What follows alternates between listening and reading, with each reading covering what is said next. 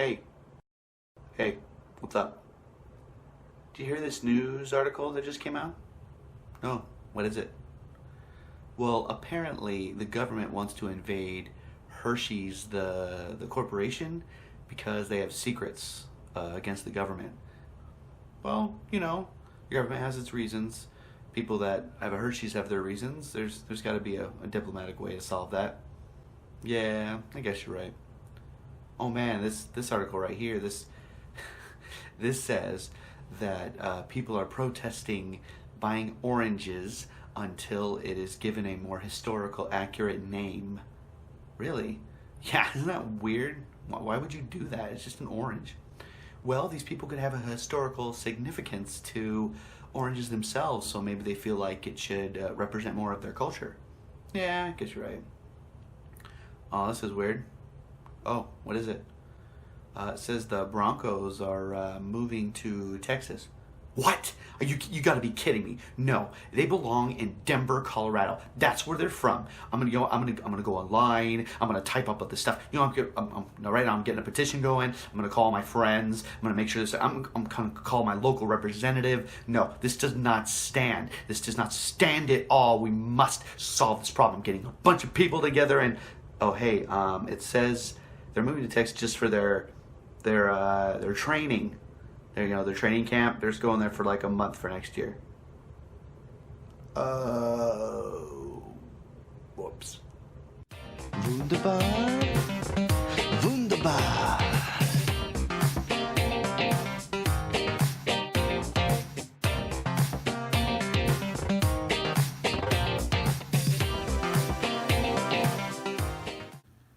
Hello, and welcome to Unpopular Opinion, the Bob Vila of social commentary. Today, we're going to be talking about mob mentality. Now, mob mentality or herd mentality is known as individuals being influenced by their peers or other trusted people to adopt certain behaviors on a largely emotional feeling rather than just rational thought. When individuals are affected by this, they may make different decisions than they would have individually without the influence of the group. Now, some historical examples of mob mentality are the Salem witch trials, the French Revolution where everyone's head was getting guillotined off, and the Holocaust. Now, some examples for the present day that we live in now are involving themselves in local or favorite sports teams, to be affiliated with political different positions or parties, and for those in North America, Black Friday. Some of you did that recently. You know who you are. Now, Dr. Nicola Davis in 2011, or Davies in 2011, spoke about this subject and what are key causes to mob mentality. I just want to speak about three main ones. These are de-individuation, anonymity, and diffusion of responsibility. Now, de-individuation, big word, is when people are a part of a group experience and have a loss of self-awareness and identity and identify more with the group than themselves. A key example of this would be the Holocaust. A lot of German families in the beginning when the Nazi Party came, some of them were hoping for a better economy, which was promised by the Nazi Party, but some were unaware at first or did not like the whole agenda of the Nazi Party when it came to their views. Some were pressured because they wanted to keep their family alive, and some just went along because they felt it was right. Anonymity is when people feel anonymous within a large group and it reduces their sense of responsibility and accountability. So the perfect example is those that have been a part of group projects, whether in the school setting or at work. We've all been in those situations where we have to do a big group project and we have to either rely on ourselves or the people in the group. Some people feel like they can do less, some people feel like they need to do more, but there's this dynamic where you have to come together and sometimes you feel like, I don't have to do as much, they're going to take care of it. Now, diffusion of responsibility is on being part of a group that creates the perception that violent or unacceptable behavior is not a personal responsibility, it's the group's responsibility. So the larger the group, the more likely there will be a diffusion of responsibility. Great example of this is rioting, whether it comes from social causes in rioting or from ends of sporting events like winning championships, going out, tipping over cars, climbing up poles, breaking into stores. A lot of this, when seen by a group, seems like it's okay to do those things because a larger group is doing it and competing together so you feel less responsible. Now, there have been some instances where groups are formed and create positive change. However, mob mentality can start even with the best intentions and can quickly spiral out of control. Now, the focus we need is to understand how mob mentality is to learn how not to lose your individuality when you participate in a group, and to understand the possible consequences of participating in mob mentality if you start noticing some of those things. To do this, I think we should go to the most powerful tool used in the past decade, the internet. From social gatherings to crowdfunding to activist meetings, service projects, to just enjoying a bunch of memes, the whole world uses the internet to socialize. And with the ease of access to millions of people, it is becoming easier and easier to share your opinions and beliefs. It becomes easier to find people that think the same way you do. It's easier to have the same opinion that they share the same as you do. And it is easier to be liked. While being liked is a good thing, what it leads you to do is completely different.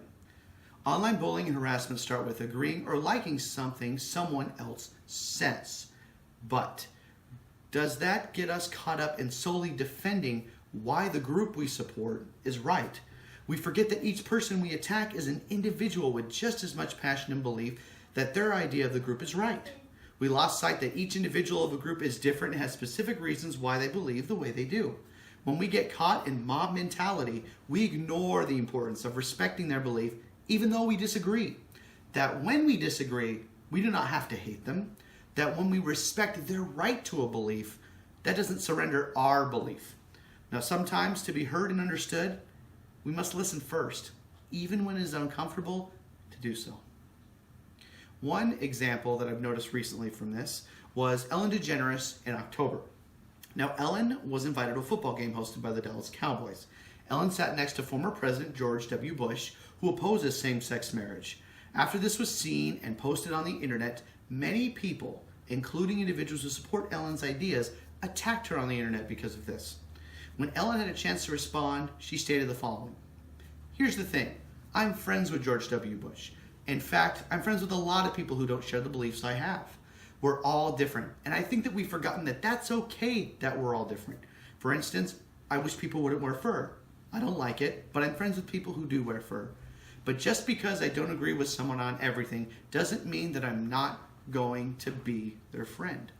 When I say be kind to one another, I don't mean only the people that think the same way you do. I mean be kind to everyone. Doesn't matter. Be kind to everyone. That is the key, and it can be the hardest thing to do. So remember, as you take part in group functions, social gatherings, especially during this holiday season, each person there who is not there has just as much reason to believe the way you do as they do.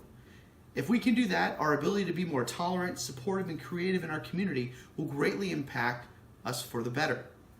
One way that I am trying to hopefully do a positive impact while being a part of a group but understanding my individuality is something called Light the World. It's something that I do or try to do every year around Christmas time. And I know there's people out there that probably don't celebrate Christmas, but this whole idea doesn't just solely come apart from just following Christmas. What it is we get daily reminders of things that we can do for others and do in a way and in kindness. So it could be helping someone with their groceries or maybe going bring someone a treat. It gives us daily reminders to do things that are good for other people, regardless of who they are or how they're affiliated in a group. I'm planning on doing it, and I've left some pictures here and links of how you could participate to get daily reminders via text or email. I hope this helps you understand that it's okay to be a part of a group, but to remember not to get caught up in any mob mentality and to retain the individuality that makes you who you are. Until next time, this is AK Thrive saying there are far, far better things ahead than any we leave behind.